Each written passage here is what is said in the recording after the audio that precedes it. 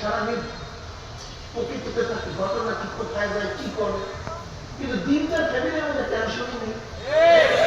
আমরা রাতে 3টায় যাই না 2টায় যেগুলো পাবো আমার স্ত্রী নিয়ে চিন্তা করে যে মোবাইল ফোন তোমার ওই কি জানি করে সিকিউরিটি নাম্বার কত কি ওইটাতে কি গণনা কি, এরকম টেনশনই চলে। তুমি ভাবছো দিন পালন করে শুধু প্রবলেম খায় না বোকা। এইমাত্র আমাদের এই ভাই বললেন যুগের আমার ছেলেটা কেমন হয়ে গেছে, আমি ভয় পেয়ে গেছি। কেমন হচ্ছে মানে ওই ভয় পেয়েছি ছেলেটা আমাদের 5 ওয়াক্ত নামাজ পড়ে তাহাজ্জুদ পড়ে, আমি শুনি না আমি যেভাবে আপনি বলছেন আমি ভাবছি তার সে গাঁজা করছি ফেন্সিডেন্ট করছে কি। বর্তমান জমানায় ছেলেদের নিয়ে খুবই টেনশন বাপমা, যে টেনশনের শেষ নাই, যে টেনশনের কোনো শেষ নাই।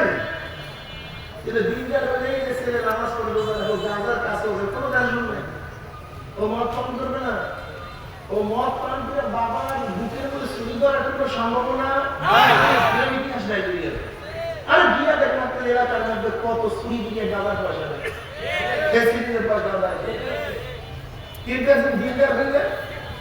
কোনো টেনশন নেই।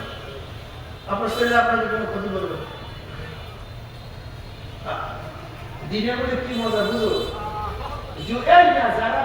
যারা বাচ্চাদের জন্য পয়সা খাবে তেমন আপনার মুসলিম বাচ্চাদের কি শিক্ষা দেয়, যাদের জমির মোহাম্মত, ইন্ডাস্ট্রির মোহাম্মত, দোকানের মোহাম্মত, আপনার উচিত বাচ্চাদের কি শিক্ষা দেয়া। কেন? যদি সন্তানকে দিন শিক্ষা না দেন আর সন্তান যে আল্লাহ না করুক অন্য পথে চলে যায়, ওদের বিল্ডিং ও নাই, ব্যবসা ও নাই, মার্কেট ও নাই, কিছু নেই, কয়েকদিন মধ্যে সব শুধু। আপনার উচিত যদি আপনি দুনিয়ার মহব্বত করেন, আপনার দিনকে আপনার সন্তানকে দিন শিক্ষা দেন, আপনার সম্পদ ঠিক থাকবে। যদি দিন অনুযায়ী চলেন, সরকার ইসের মধ্যে ঘরের মধ্যে সংসারের মধ্যে খালি ভালো আর ভালো। আজকে বাজার ঠিক আছে, আলহামদুলিল্লাহ ঠিক আছে,